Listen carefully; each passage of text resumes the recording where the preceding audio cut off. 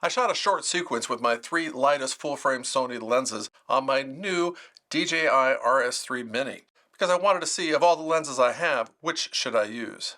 Tell me what you think.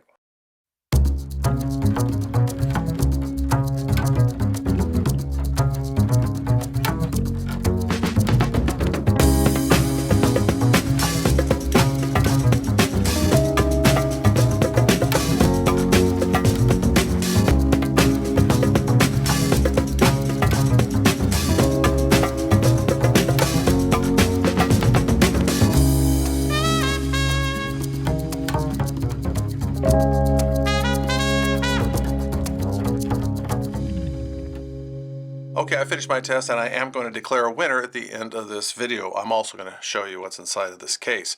But before I do that, I want to talk about each of these lenses and their strengths and weaknesses. I'm going to start with the 16-35. And this lens goes for $1,200. It's not cheap and it's an f4, but it is very wide. I really love a 16mm lens because it really accentuates the movement as it comes towards camera. Okay, now I just got lucky on this shot. The light was just right. This one I love because the 16mm really accentuates that movement I was talking about. A little reveal around the corner. It didn't really cut in very well with the other video, so I didn't use it. Okay, this is nice. We're getting a lot of the background, but it's not really blurred out. Here's a scene where I got this long shadow going across the sidewalk, and this really works for the 16mm lens. This one, I really like the symmetry. This is my son-in-law, Nate, by the way. Now, this is the handoff scene that I did use. We'll compare that against some of the others. Just notice in the back here, my son-in-law, Nate, yeah, he's blurred out a little, but not very much. Still, the 16-35 did a fantastic job. And now for the 24mm. This 24mm is the most expensive at $1,400. I had a little difficult time actually locking out of the briefcase here. But you can see that once I'm locked on, I really get a nice creamy background. Yeah, that's fantastic. That's just a boring shot. This time was a little too low on. That's probably my fault. That could have been a great shot. I like the composition here, but I was really looking for an all-in-one movement, so that didn't make it. Notice how great the background is blurred out. Now, I didn't end up using this shot because, well, the camera went to me and I like the other shot better, but I really do like that background. And now for the 50mm 1.8 lens, a $250 lens.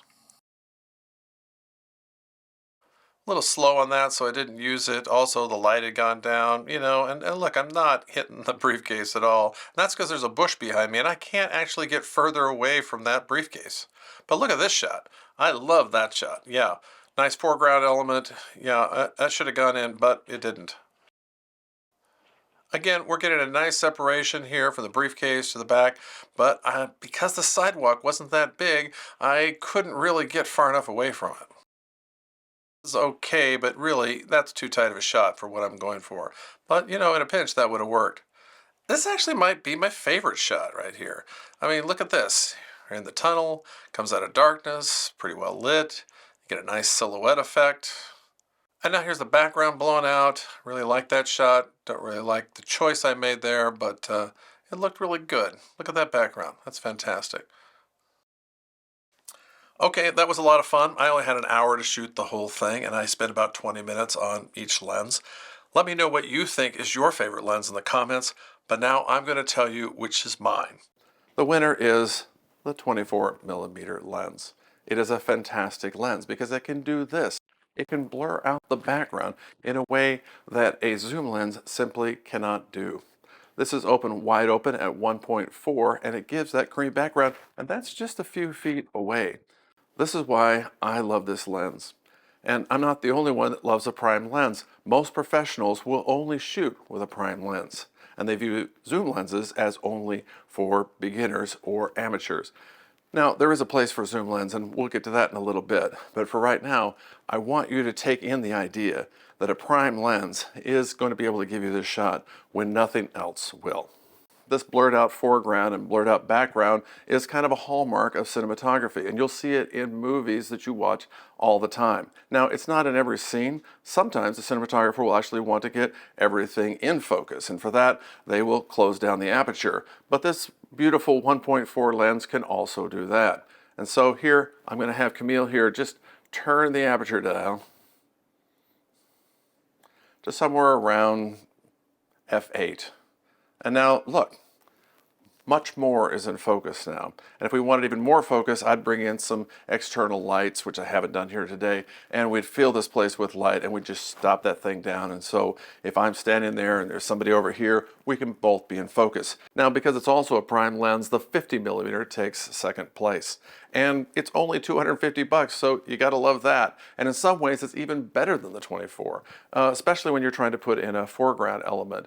On the 24, the foreground element will kind of take over because it exaggerates everything in the front and minimizes everything behind. The 50 is more natural, and so the things in the foreground will look better. And so keep that in mind as well. So if you're looking for that film look, the 50mm lens is the cheapest way to get there. It's a fantastic lens. Now, are there better lenses? Well, sure. Sony just announced this week a new 1.4 lens that is 5 times the money. And yeah, it's better in every way. It's going to be sharper. It's going to have an aperture ring. It's going to be weather sealed. It's going to have a list of features. It's going to be better than this, and it's going to let in more light. But look, I mean, is this horrible? Are you really going to be able to tell the difference for 5 times the money?